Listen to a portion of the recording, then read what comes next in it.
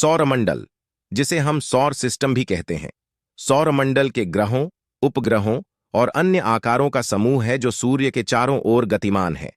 सौरमंडल में ग्रहों के साथ साथ उपग्रह, कोमेट, एस्ट्रॉयड और अन्य वस्तुएं भी शामिल हैं। सौरमंडल में निम्नलिखित ग्रह होते हैं।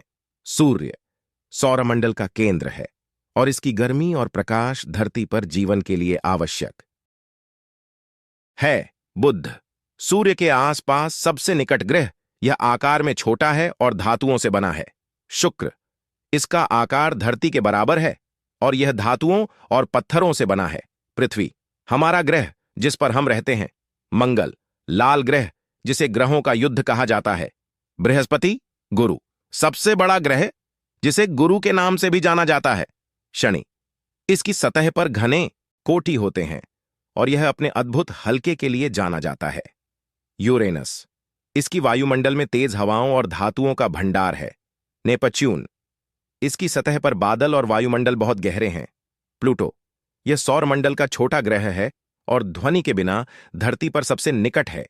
सौरमंडल में कई छोटे बड़े उपग्रह, छोटे ग्रह और ध्वनि भी होते हैं। इसके अलावा बहुत से उल्कापिंड और कोमेट भी सौरमंडल में हैं।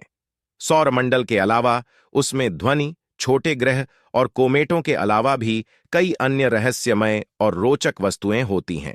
इसमें बहुत से चंद्रमा, एस्टेरॉयड और अन्य आकार होते हैं जिनके अध्ययन से हमें सौरमंडल के गहराई में समझने का अवसर मिलता है।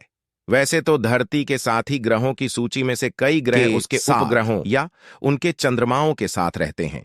यह उपग्रह चंद्रमा कहलाते हैं और धरती के चंद्रमा की तरह ही अन्य ग्रहों के चंद्रमाओं में भी विविधता होती है।